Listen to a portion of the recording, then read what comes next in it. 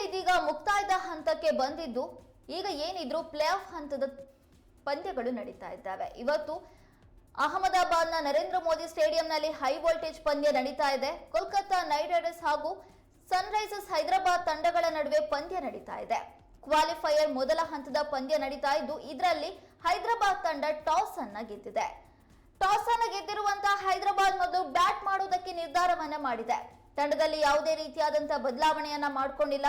ಇಷ್ಟು ದಿನಗಳ ಕಾಲ ಯಾವುದೇ ರೀತಿಯಾಗಿ ಪ್ಲೇಯಿಂಗ್ 11 ಇತ್ತು, ಅದೇ ರೀತಿಯಾಗಿ ತಂಡವನ್ನ ಮುನ್ನಡೆಸಿಕೊಂಡು ಬರ್ತಾ ಇದೆ.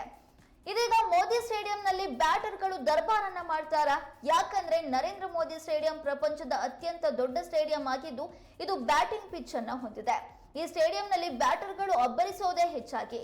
ಹಾಗಾಗಿ ಇವತ್ತು ಹೈದರಾಬಾದ್ ದಾಂಡಿಗರು ಏನಾದ್ರೂ ಅಬ್ಬರಿಸ್ತಾರಾ ಅನ್ನುವಂತ ಪ್ರಶ್ನೆ ಇದೀಗ ಮೂಡಿದೆ.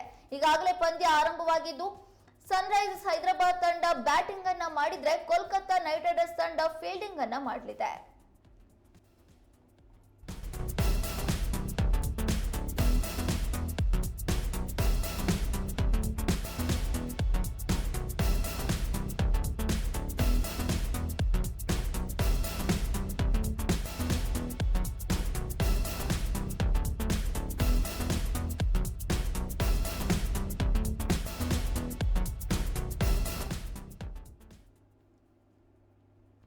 ಮಾರ್ಚ್ 22ರಿಂದ ಪ್ರಾರಂಭವಾಗಿರುವಂತಹ ಐಪಿಎಲ್ ಇದೀಗ ಮುಕ್ತಾಯದ ಹಂತಕ್ಕೆ ಬಂದಿದ್ದು ಈಗ ಏನಿದ್ರು ಪ್ಲೇ ಆಫ್ ಹಂತದ ಪಂದ್ಯಗಳು ನಡೆಯಲಿವೆ.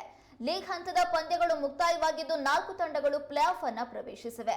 Kolkata Knight Riders, Sunrisers Hyderabad, Rajasthan Royals, Royal Challengers Bengaluru ಈ 4 ತಂಡಗಳು ಕೂಡ ಪ್ಲೇ ಆಫ್ ಹಂತವನ್ನ ತಲುಪಿದ್ದು ಇನ್ನು ಉಳಿದಿರುವಂತದ್ದು ಕೇವಲ 4 ಪಂದ್ಯಗಳು.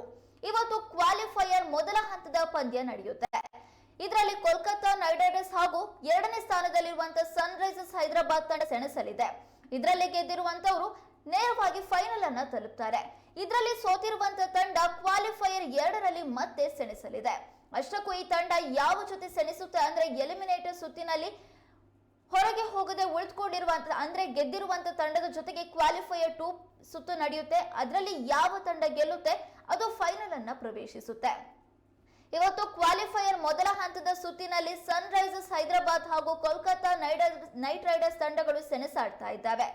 ಈ ಪಂದ್ಯ ಅಹಮದಾಬಾದ್ನ ನರೇಂದ್ರ ಮೋದಿ ಸ್ಟೇಡಿಯಂನಲ್ಲಿ ನಡೀತಾ ಇದ್ದು ಈಗಾಗಲೇ ಟಾಸ್ ಕೂಡ ಪೂರ್ಣಗೊಂಡಿದೆ. ಇದರಲ್ಲಿ ಹೈದರಾಬಾದ್ ತಂಡ ಟಾಸ್ ಅನ್ನ ಗೆದ್ದಿದೆ. ಟಾಸ್ ಗೆದ್ದು ಮೊದಲು ಬ್ಯಾಟಿಂಗ್ ಮಾಡೋದಕ್ಕೆ ನಿರ್ಧಾರವನ್ನ ಮಾಡಿದೆ. ಯಾಕಂದ್ರೆ ಅಹಮದಾಬಾದ್ನ Narendra Modi stadium batting pitch ಅನ್ನ ಹೊಂದಿದೆ. ಇಲ್ಲಿ ದಾಂಡಿಗರು ಹೆಚ್ಚಾಗಿ ಅಂದ್ರೆ ಬ್ಯಾಟರ್ಗಳು ಹೆಚ್ಚಾಗಿ ಅಬ್ಬರಿಸ್ತಾರೆ. ಅದರಲ್ಲೂ ಸನ್ರೈಸರ್ಸ್ ಹೈದರಾಬಾದ್ ತಂಡ ಬ್ಯಾಟರ್ಗಳನ್ನ ಅತ್ಯುತ್ತಮವಾಗಿ ಹೊಂದಿರುವಂತ ತಂಡ. ಇಲ್ಲಿರುವಂತಹ ಕ್ಲಾಸನ್ ಆಗಿರ್ಬೋದು, ಹೆಡ್ ಆಗಿರ್ಬೋದು, ಫ್ಯಾಟ್ ಕಮಿನ್ಸ್ ಆಗಿರ್ಬೋದು ಎಲ್ಲರೂ ಕೂಡ ಅಬ್ಬರಿಸ್ತಾ ಇರುವಂತಹ ದಾಂಡಿಗರು.